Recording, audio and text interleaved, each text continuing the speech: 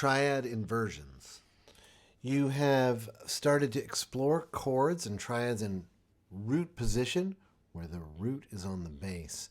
And now there are two other flavors of these that you get to play with. It's important to understand that the flavor of the other inversions, of each other inversion, is really quite distinct.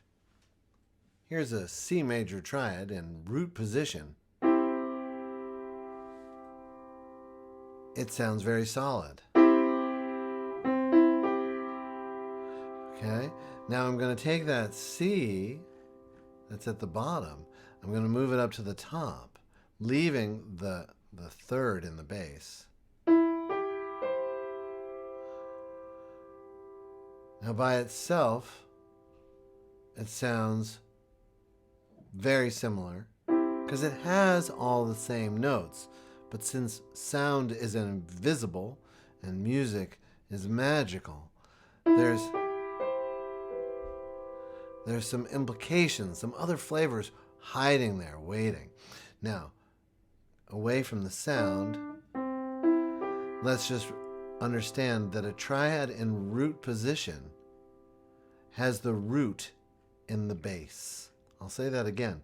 A triad in root position has the root in the bass. And a triad in first inversion has the third in the bass. It has the third in the bass. We don't care what's on the top. It could be the third could be on the top again. Here's another third up top. All right, so I just went E, G, C, E. Okay, now a triad in second inversion has the fifth in the bass. So now I'm going to take this E, I'm going to put it upstairs, and I'm going to leave the G there. It has a different quality as well. The triad in second inversion has the fifth in the bass. Where's the root? We don't know. It could be somewhere very far away. In fact, let's make it go far away. Here's the root. It could be way up there.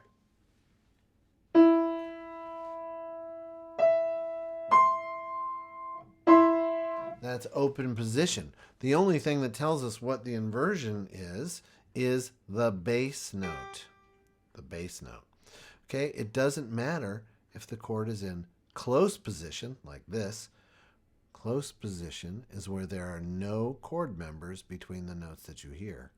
Or open position, like this one, where there are spaces where another chord member could join. For example, we could put in an E there, and there's a little space that we just filled where a chord member joined. So it doesn't matter if the chord is in close position or open position. This same thing applies. A triad in root position has the root in the bass. A triad in first inversion has the third in the bass. And a triad in second inversion has the fifth in the bass.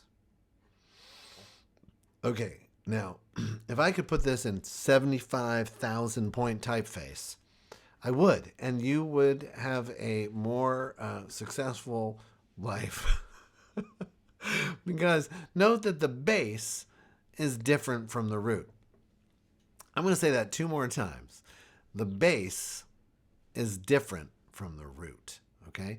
The bass is the lowest note in the texture. Okay?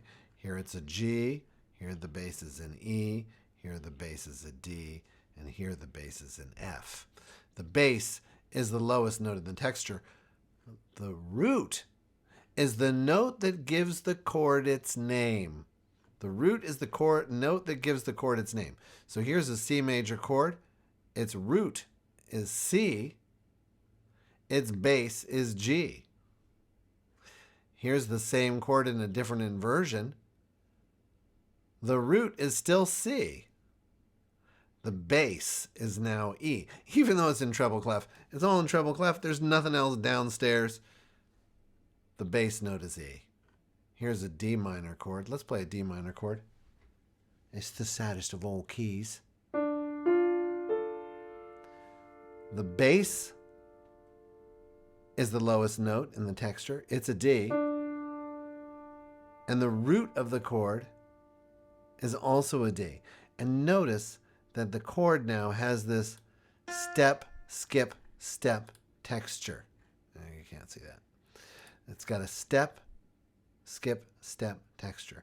And when we're looking to understand a chord, it helps if we can put it in this arrangement where there's just a stack of thirds.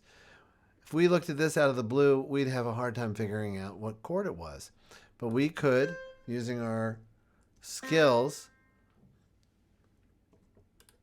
put it in root position, where the root is now on the bottom. It's in the bass, and we now can see it's a stack of thirds, and we know that it's a C chord.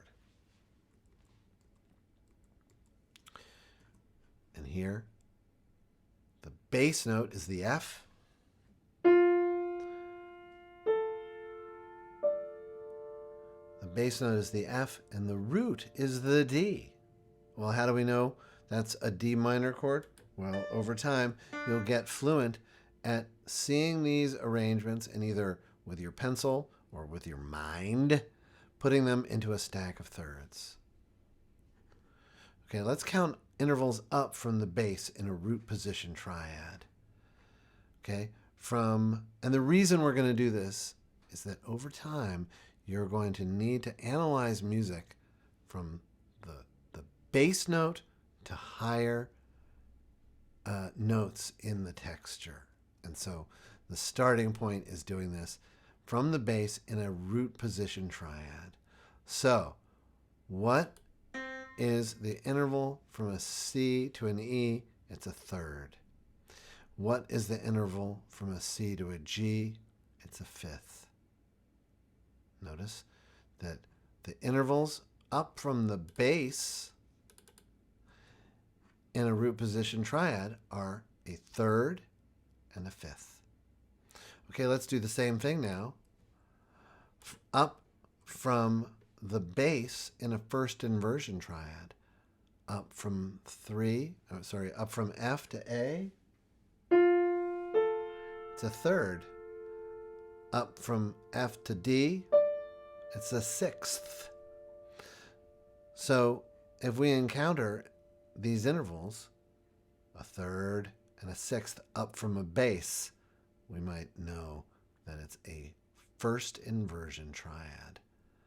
Finally, let's count the intervals up from the bass in a second inversion triad. From the bass to the second voice, that's a fourth. And from the bass up to the G is a sixth. And we write them down going from the highest interval to the lowest. Now, if we saw this way, we would have a sixth, and then what's from B to E, we would think, oh my God, that's so wide, such a wide interval. But we don't worry about how wide it is, the fact that it's over an octave.